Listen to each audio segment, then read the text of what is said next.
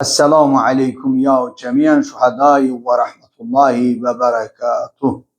Değerli müminler, hürmetli İmam Hüseyin aleyhissalatu vesselamın ezadarlığına cemleşen insanlar, Allah Teala bizlere bundan sonraki günlerde de özüm, irade, iman bəxş ki, Peygamberin ciğer paresi Hazreti Ebu Abdullah Hüseyin'in əza məclisini keçirdə bilək və bu məclislərin keçirməyi ilə Peyğəmbərin və zamana imamı İmam Zaman Ağa Əcəlallahu Teala Fərəcahu Şərifin yanında üzü ağ olub, onun Peyğəmbərin balasının və İmam Zaman Ağanın atasının, babasının məclisini keçirtməkdə onların dərdinə, müsibətinə şərik olanlardan olaq. Amin. Allah Teala bu əzadarlığı bizlərdən qəbul eləsin. Allah Teala bu məclisləri düşmən fitnəsindən, hiləsindən qorusun. Amin. Mənim əzizlərim, mən dünən Muharrem ayının biri bizlərin, müminlərin vəzifəsi nədən ibarətdir? Bu haqda danışdım. Yəni hər birimizin vəzifəsidir ki, bu məclisləri diri saxlayaq və imamların getdiyi yolu, xətti, addımlarını qoruyub mühafizə edək və onların işlərin İmam Sadiqin və İmam Rıza Aleyhisselamın kəlamları ilə desək, onların işlərini gərək biz diri saxlayaq. Çünki onlar babası Həzrəti Hüseyin Aleyhissalatu vesselam üçün məclis saxlayıblar. Bizim də vəzifəmiz onlar üçün məclis saxlamaqdır və mərsiyə demək. Əbu Abdullah Hüseynin qiyamının mahiyyətindən və hədəflərindən danışmaqdır. Əlbəttə, nə qədər danışılsa da, biz bu məktəbi bugünə qədər danışılıb, bundan sonra da danışılsa da, bunu təhlil etmək, izah etmək çox çətindir. Amma gücümüz çatdığı qədər, hər kəs, hər ruhani də öz tutumu qədər və gücü çatdığı qədər çalışır ki, bu məclisləri təhlil eləsin və möminlərin xidmətinə çatdırsın. Mən Qur'an-ı Kərimin Səcdə surəsinin 24-cü ayəsini götürmüşəm. Allah nəsib eləsə, bu ayəni 4 gün, yəni 4 hissədən ibarətdir ki, Allah imamlar haqqında danışır. Yəni burada 4 şərtdən danışır ki, açıq aydın bəyan olunur ki, imamlar, hər kəs imamlıq, rəhbərlik iddiasında ola bilər ya yox və ya imamların digər rəhbərlərdən seçimi, bu salfetkadan verməliyəm, seçimi nə ola bilər, fərqi nə ola bilər? Yəni bunlar haqqında məlumatlı olmağımız, xüsusən gənclərimiz və cavanlarımızın məlumatlı olmağı çox zəruri məsələlərdən. Allah Teala Qur'an-ı Kərimdə Səcdə surəsinin 24-cü ayəsində buyurur ki: وَجَعَلْنَا مِنْهُمْ أَئِمَّةً يَهْدُونَ بِأَمْرِنَا لَمَّا صَبَرُوا وَكَانُوا بِآيَاتِنَا يُوقِنُونَ. Allah Teala buyurur, səbr etdiklərinə və ayələrimizə qətiyyətlə yəqin etdiklərinə görə bizim əmrimizlə insanları hidayət edən imamlar qərar verdik. Ki Allah bu vədəni verir. Baxın, burada 4 məsələni, əsas məsələni izah edir Allah. İmam necə olmalıdır? Kimdir imam? Və imamın xüsusiyyətləri nədən ibarətdir? Digər, belə deyək, xəlifəlik və rəhbərlik iddiası edənlərlə imamların, yəni Allah seçdiyi imamların fərqi nədir? Deyək, İmam Hüseyin Aleyhissalatu vesselam və digər 12 imamın digər o xəlifəli iddiasında, rəhbərlik iddiasında olanlarla fərqi nədədir?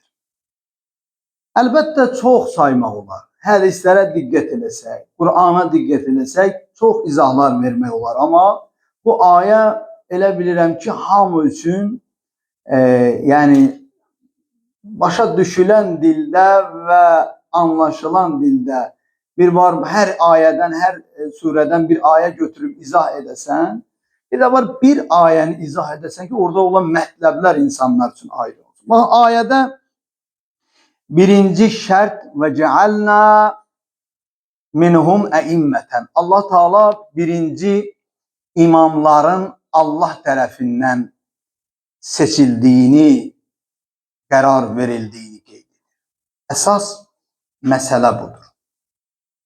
Əgər imamı Allah seçməsə, insanlar seçsə, Peyğəmbərin vəfatından sonra həmən səhnə aydın oldu, bəyan oldu.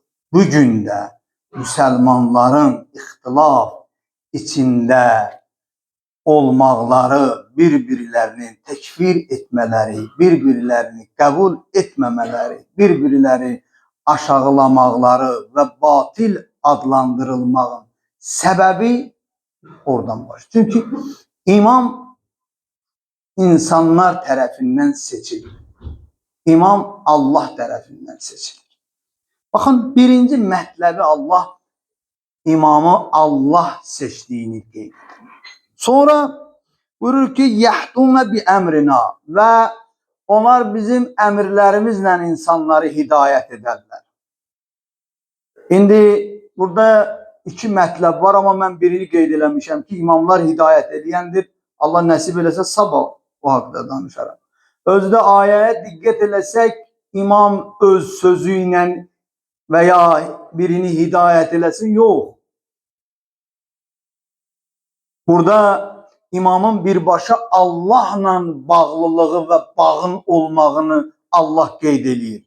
Nə qədər imamların dövründə də özünü İslam xəlifəsi adlandırılanlar var idi. Onların mənfi halı, naqisliyi harasındaydı? Onlar Allahın əmrləri ilə, Allahın əmrlərini insanlara çatdırmırdı. Allahın dediyi kəlamı demirdilər insanlara. Öz nəfsi və düşüncəsi ilə hərəkət edir. Baxın, deyir ki, imamlar birinci şərt bu ayədə deyir ki, imam Allah tərəfindən seçilir. Sonra buyurur ki, yahduna bi əmrinə. Onlar bizim əmrlərimizlə hidayət edərlər. Ləmmə sabaru. Özü də necə imam, necə kimi seçəcək Allah imam? O şəxsləri seçər ki, onlar səbr edə biliblər, səbr ediblər. Baxın, 14 məsumun həyatına, Peyğəmbər xanım Zəhra, Əmirul Müminin və onun balalarına. Onların səbr həddinə bir baxın, həyatına baxın. Onlar qədər kamil şəkildə səbr edənlər olub. Allah boşu-boşuna, belə öz ibarəmizlə desək, o imamlıq məqamını seçilən şəxslərə, yəni 12 xəlifəyə, 12 imama vermir. Onların yaxşı xüsusiyyətlərinə görə Allah o yaxşı xüsusiyyətlərindən biri də səbirdir. Sonra buyurur ki, وَكَانُوا بِآيَاتِنَا يُوقِنُونَ və bizim ayələrimizə heç bir şübhələri yoxdur. Qətiyyətlə inanırlar, yəqinləri var. Onlar şübhəyə düşmürlər. Biz bu haqda danışacağıq. Hətta Əmirul Müminin dedi ki, pərdələri birdən qaldırsalar, indi bizim görmədiyimiz şeylər var. Bizim o bəsirətimiz yoxdur. Təsəvvür etmədiyimiz şeylər var. Onları götürsələr belə, mənim üçün heç bir şey nə Allaha olan inam və etiqadım nə biraz azalar, nə də çoxalar. İmamlar bu şəxslər. Baxın, bu 4 mətləbin birincisini biz bugün çalışarıq, danışaq ki, ay cəmaat, ay möminlər, imam Allah tərəfindən seçilir, şura ilə seçilmir. Əgər şura ilə seçilirsə, onda niyə sonuncu imamının iddiasında olan bütün müsəlmanlar sən, mən deyirəm İmam Zaman ağa dünyadadır, qeybdədir. Amma müsəlman qardaşlarımızın bir dəstədə deyir ki, İmam Zaman ağa gələr, amma doğulacaq. İndi doğulacaq və ya əgər imam seçilirsə, elə duraq indi bugün də dünya başsızdır da. Onların ibarəsi ilə desə imamsızdır. Gəl bir dünyanın hər yerində qan tökülür, müsəlmanların qanı axıdılır. Duraq yığılışaq bir imam təyin eləyək, seçək. Məsələn deyirəm, onların ibarəsi. Elə şey mümkün deyil. Və dünyanı ədalətlə bərpa eləsin. Deməli, nədir? Mümkün deyil. Buna qədər imam seçənlər üçün Allah bir sonda bir o görürsüz keçid mərhələ keçirsən imtahanı, sonda gəlib bir yerdə dirənib qalırsan, gedə bilmirsən və sənin o əvvəl o mərhələləri qalxmısan, necə qalxmısan, yarı həqiqət, yarı yalan deyibsən, mən bu şücaəti eləmişəm, gəlib bu pilləkənləri, bu mərtəbəni qalxmışam və axırda gəlib dirənirsən bir yerdə, sənə deyərlər, əgər sən bu qədər yolu özün qalxmışsansa, bu bir adi bir şeydir, bunu da gelməliydin də, gedə bilmirsənsə, deməli yalan danışırsan. Deməli, sən neçə əsr imam təyin eləmisənsə, neçə imam təyin eləmisənsə, xəlifə təyin eləmisənsə, gərək sonuncusunda axı sənin inamın və etiqadın var, təyin edəsən. Deməli, mümkün deyil. Birdən imamı insanlar seçsən, necə olacaq? İxtilaf olacaq, indi hədis danışacağım, fitnə olacaq. Görürsünüz, o hansı ölkədə idi tutdular, o imamlıq iddiasını edən və onu bizim Azərbaycanda da var idi onların tərəfdarlarından. O görürsünüz necədir, insanlar necə parçalanıb, hərə bir tərəf. Amma indi deyə bilərsiniz, axı bizim imamlarımızın dövründə də parçalamalar olub. Olub, amma onların etiqadı var idi onlar imamı. Hətta onların düşmənləri Əmirul Müminin imam olmağını və ya İmam Həsənin imam olmağını, İmam Hüseynin imam olmağını bilir. Yani bunların etiqadı var. Əgər insanlar seçsəydi, dünyada söz sahibi olan ölkələr deyərdi ki, imam bizdən olmalı. Elə olardı, elə olmazdı. Allah bir meyar qoyur ki, yalnız və yalnız xilaskar imam insanları hidayət edəni gərək Allah seçsin. Baxın, Allah Teala Həzrəti İbrahim'i imtihan elədi. Özünüz Kur'an'dan da oxumusunuz, qissələri də oxumusunuz. Həzrəti İbrahim oğlu İsmail'i qurban kəsmək üçün hazır oldu. Hətta belə deyək, heç atada o cürət olmaz ki, bıçağı götürüb balasının başını kəssin. Və odun içine atıldı. Odun içində yanırdı Həzrəti İbrahim. Yəni yanmırdı, Allah qoruyurdu. Amma ki, əgər mənə desələr səni odun içine atacaq, elə bir qorxu vahimə olar mənim canım. Yəni bu bir iman, bir iradə tələb edir. Yəqin tələb edir. Bu ayədə bir əyətinə yuqinun. Yəqin tələb edir Həzrəti İbrahim. Əgər insanlar imam seçən idisə, Həzrəti İbrahim oğlunu İsmail'i qurban kəsmək üçün hazır idi. İnsanlar görürdü, İsmail cavan oğlunu qurban kəsir və odun içində yanır. Heç kimdən də kömək istəmir. Belə bir insan oddan çıxandan sonra insanlar ona da deyirdilər, sən ki bu möcüzənin içində belə bir möcüzə ilə çıxsan, sən bizim rəhbərimizsən deyə bilərdilər, bilməzdilər. Amma Allah onların sözünü qəbul eləmədi, belə deyək. Özü dedi, inni cailuka linnasi imama. Mən səni yer üzündə imam qərar verdim. Görürsünüz, imamlıq məqamı Allah tərəfindən verilən bir yol, bir xəttdir. Həzrəti İmam Rıza Aleyhisselam deyir ki, imamət peyğəmbərlik kimi Allah tərəfindən təyin olunan bir məqamdır. Özdə elə belə vəzifə deyil. Bir məqamdır Allah. O imamlıq məqamı elə bir məqamdır ki, Allah onu peyğəmbərlərə verib. Necə ki, Həzrəti İbrahim peyğəmbər idi və peyğəmbərlikdən sonra imtihanlar verəndən sonra Allah Qur'an-ı Kərimin Bəqərə surəsində deyir ki, mən səni yer üzündə imam qərar versin. Görürsünüz, nə uca bir məqamdır. Kişi o məqamı əldə etmək üçün odun içində qalmalıydı günlərlə. Kişi o məqama çatmaq üçün cavan oğlunun Allah yolunda qurban verməyə hazır olmalı. Və hazır idi Allah o məqamı. Eynilə imamların həyatına baxsaq, onlar da bu şeyləri bilirdilər, görürdülər. Onlar da hər şeyə hazır idilər. Allah ona görə o məqamı verir. Həzrəti İmam Hüseyin əleyhissalam Küfəyə gedəndə, Küfə istiqamətinə gedəndə ona deyirlər, yolda rastlaşdılar, getmə, belə olacaq.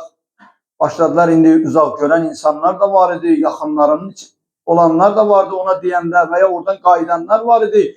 Küfədə vəziyyət bu durumdadır, sənin vəkilini öldürdülər, sənin işin çətin olacaq. Hər şeyi ona deyirdilər, sən qız gəlinlə, əhli əyalınla gedirsən, bunların sonu çətin olacaq. Ayıq adam var idi, insan, uzaq görən insanlar vardı. İmam gedir, o qədər 120 min məktub yazan insanlar, indi heç kim yoxdur. Bir dənə Hani İbni Ürvə idi, onu da öldürdülər. Müslümü də şəhid elədilər. Axı Küfədə daha kim qaldı? Hamı bunu bilirdi, bunun sonu nə olacaq. İmam bilirsin onlara nə deyirdi, elə bilirdi. Onlar elə bilirdi, İmam Hüseyin bilmir, görmür. İmam dedi, mən onları görürəm və bilirəm. Mən öz sonumu da bilirəm. Çünki niyə? Onu Allah təyin eləmişdi. O Allahın höccəti. O görürdü. İnsanların hərəkətləri, yəni qarşıda olan insanların hərəkətləri ilə analiz edib bir nəticə verirdilər və nə olacağını izah edirdilər. Amma imam onu görürdü. Görə. Baxın, hazır idi. Nə üçün? Çünki o elə bir məqam alıb Allah'tan. O Allah ondan elə bir ticarət edib, elə bir məqam verib, o neyini versə də, yenə də o imamlığın yanında adi bir şeydir, cüzi bir şeydir. Odur, Həzreti İmam Rıza Aleyhisselam buyurur ki, imamət peyğəmbərlik kimi Allah tərəfindən təyin olunan və ya verilən bir məqamdır. Allah onu istədiyi bəndələrə verəcək. Hər adama verməyəcək. Hər yerdən durana verməyəcək. Hər imamlıq iddiasını edənə verməyəcək. Və ya cavanlığını günahla, fəsadla, sümüyünü bərkidən və ya bütə sitayiş edən, mümkündür, insan tövbə edib, burada qeyri-adi bir şey yoxdur. Amma Allah elə adamlara verməyəcək. Pak nütvədən, qanı və canı sümüyü pak qidalardan formalaşan bir cismə, bir cəsədə, pak bir ruhə o məqamı verəcək. Allah Teala onu sevdiyi bəndələrə, istədiyi bəndələrə verəcək və onu insanlara rəhbər edəcək İmam Rıza Aleyhisselatü Vesselam. Onlar Allah'ın yeryüzünde olan xəlifələridir. Onlar dinin qoruyucularıdırlar. Onlar şəxsi maraqları üçün İslamın başında durmayıblar.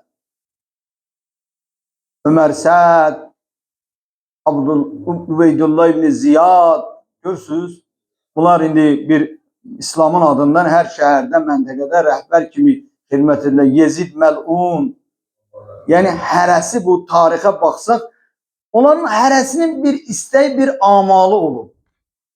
Amma imam o rəhbərlərdən olmuyor, imamlar. Tək imam üçün yox, 12 imam o rəhbərdə, şəxsi marağı üçün vuruşan və ya mübarizə aparan şəxsiyyət olmuyor. Onlar dini qorumaq üçün, dini müdafiə etmək üçün Allah tərəfindən seçilirlər. Allah öz nemətini və ya dəyərli, o görürsünüz insanın əlində qiymətli bir şey olar, onu əmanət kimə verəcəksən?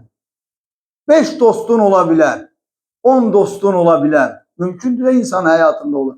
Amma o lazımlı, değerli nimeti o 10 nəfərin içinde kime verebilir insan? En etibarlı, en sədaqətli şəxs. Allah Teala İslam dinini elə bir şəxslərə etibar elədi. Onlar Allah üçün yaşayıblar. Onlar Allah üçün nəfəs alıb, nəfəs veriblər. Onlar Allah üçün övlad böyüdüblər.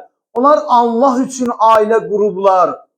Onlar Allah üçün yaşayırlar. Nəinki şəxsi maraq və şəxsi istəklər üçün. Həzrəti Peyğəmbər Əkrəm buyurur, bu ümmətə 12 rəhbər Allah tərəfindən təyin olunacaq. Hamısı onlar Qureyşdəndir. Kənardan nə qədər cəhd desələr, danışsalar da Peyğəmbər bu bütün fərqi yoxdur. İslam camiyyəsində, yəni hədis raviləri tərəfindən qəbul olunan hədistir. Amma əfsuslar olsun, o insanların bir çoxları 12 xəlifə hədisini bilir, qəbul edirlər, amma sayıb 12 nəfəri sayıb tamamlaya bilmirlər. 5-6'sında gəlib, dirənib qalırlar. Həzrət buyurur ki, onlar hamısı Qureyşdən olacaqlar. Onlar olduğu müddətdə din izzətli olacaq. Din qalib olacaq. Din parlayacaq. İnsanlar o dindən, gözəllikdən başqa bir şey almayacaqlar. Müsbət bir şey ondan başqa bir şey əldə etməyəcəklər. Nəinki pulun müqabilində insanları görürsünüz. Hər tərzdə, hər belə deyək, sifətdə, hər əqidədə görürsünüz, insanlar formalaşdırıblar, hazırlaşdırıblar. Muaviyyə məl'un. Görürsünüz, mən dünən də danışdım. Öz sözünü dediyi müddətdə sözünün kəsəri və maddi imkanları var idi. Əmirul-Müminin fəzilətindən bir kəlmə qoymurdu danışmağa. Əksinə, digərlər haqqında, o hədislər ki var, Həzrəti Əli haqqında Peyğəmbər deyib, o hədislər Muaviyyə və digərləri haqqında danışıb, onların hamısını Muaviyyə pul verib, onları özlərinin və digər insanların, digər Peyğəmbərin yanında olan səhabələr haqqında o xoş sözləri deməklə sanki bu Peyğəmbərin ətrafında olan səhabələri sevən insandır. O cürlə insanların rəğbətini qazanmağa çalışır. Görürsünüz, pulun müqabilində insanları hazırlaşdırırlar. O elə bir dövrdür ki, insanlar Əmirul-Müminin sözünü kinayə ilə deyirdilər, amma təki Əli bu sözü deyib insanlar eşitsin. Deyə bilmirlər, Həzrəti Əli bu sözü deyib. Amma kinayə ilə deyirlər ki, bu sözü də Əli deyib. Sanki belə təki o söz yayılsın ki, Əli əleyhissalamın sözü insanlar eşitsin. Həzrət buyurur ki, onların dövründə din izzətli olacaq. İslamın işi onların vasitəsilə davam edəcək. İslam onların vasitəsilə dünyaya yayılacaq. Onların qoyduğu qanunlarla, belə deyək, o mühafizə etdiyi qaydalarla, təbliğ etdiyi sözlərlə İslam davam edəcək. Nəinki qeyri-məsumun dövründə. İmam Sadiq Aleyhisselam buyurur ki, imamı insanlar seçmir. Ey bizim şiyelerimiz. İmamı insanlar seçmir. İmam Allah tərəfindən seçilər və peyğəmbərlərin vasitəsilə ümmətə çatdırılar. Necə ki, Həzrəti Peyğəmbər Qədirxumda imamətin, yəni özündən sonra olan vəsiləri və imamətin kimliyini və kimə təqdim olunduğunu bəyan elədi. Nə qədər Peyğəmbər üçün çətin olsa da, necə bugün də imam sevgisi ilə danışanda narahat olur və ya bəzən imam sevgisi ilə danışanlar üçün narahatçılıqlar yaranır. O dövrdə də Həzrəti Peyğəmbər Əkrəm İmam Əli əleyhissalamın vilayətini insanlara bəyan edəndə çəkinirdi, ehtiyat edir. Yəsimuka minən nas. Allah Teala buyurur ki, səni insanlardan qoruyacağım. Kişi demək istəyir ki, məndən sonra vəsi Hazreti Peygamber Vəsib Əli olacaq. Bunu demək üçün Peygamber ehtiyat edirdi. Allah deyir, sen bu sözü de, mən səni qoruyacağım. Təsəvvür edin, Firon, Hazreti Musa, Firon zalim, dinsiz, özünü Allahsız, Allah iddia edən bir şəxsin yanına Fironu ve kardeşi Harun'u göndərəndə onlar narahat olurdular. Onlara dedi, get, mən görüb və bilirəm, sizin qoruyacağım.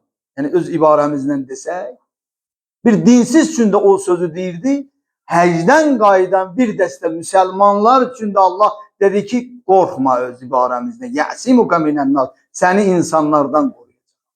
Yəni, asan deyil, adi gəlməsin. O da buyurur ki, bunlar peyğəmbərlər vasitəsilə insanlara, ümmətə çatdırır. Əgər imam insanlar tərəfindən seçilsəydi, yer üzündə İxtilaf bitmezdi. Bayaq dedim ya size. İxtilaf elə oradan başladı ki, dediler ki, imam şura tərəfindən, insanlar tərəfindən seçilir. Bakın, İmam Sadiq Aleyhisselam diyor ki, elə değil.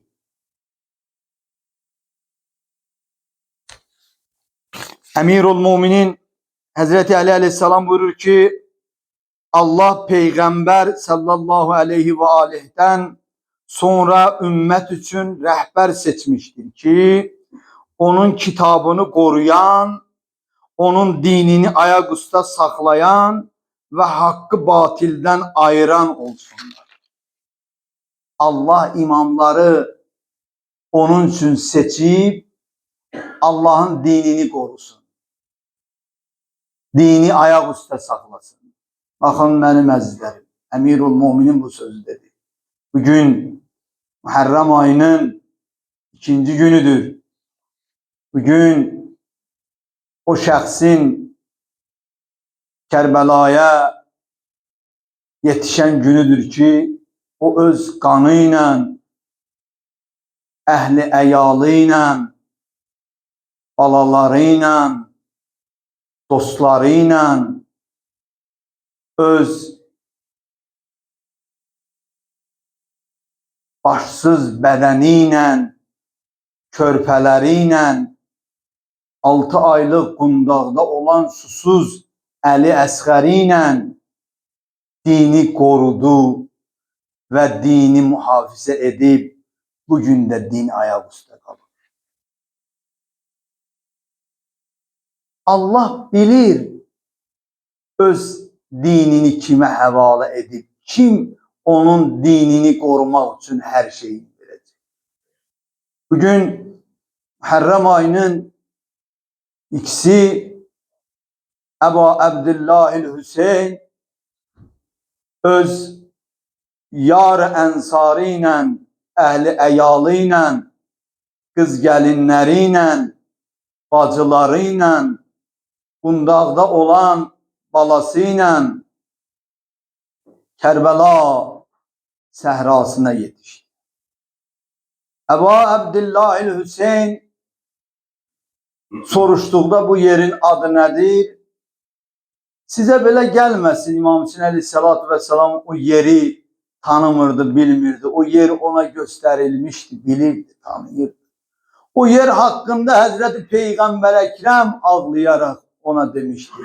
O yer hakkında Süffeyn muharebesinde Emirul Müminin Hazreti Ali Aleyhisselam ona demişti. Ama tarih mühkemlensin, daha dəqiq her şey beyan olsun. İmam Hüseyin Aleyhisselatü Vesselam soruştu, bu yerin adı nedir? Her bir adla adlandırdı. Sonunda dediler ki bu yerin adı Kerbela çölüdür.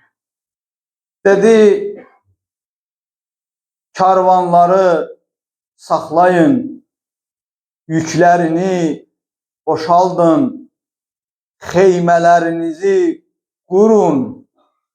Bu yerdir kanımızın akıdılan yeri.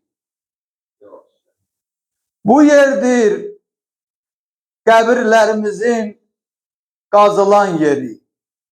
Çağırdı kardeşlerim, Çağırdı balaların, övladların, onların üzünə baxıb, çağırdı Peyğəmbər Əkrəmi və Allaha dua elədi, ilahi və Rəbbi, mən sənin Peyğəmbərin olan Həzrəti Muhammedin sallallahu aleyhi və aleyh oğluyam, Bəni Ümeyyə mənə zülm etdi, məni öz vətənimə qayıtmağa imkan vermədi. Özün şahidsən, Pərverdigarı aləm.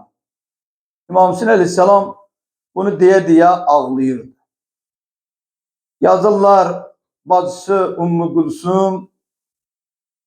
Bilirsiniz, adam çətin anında xanımlar, qızlar adətən orada olan kişilərə, bəylərə baxaraq biraz toxtaqlıq, rahatlıq tapır. İndi təsəvvür edin, bacı baxır, elə bir çətin andır ki, qardaşın özü Allaha dua edir və öz vəziyyətini izah edir, ağlayır.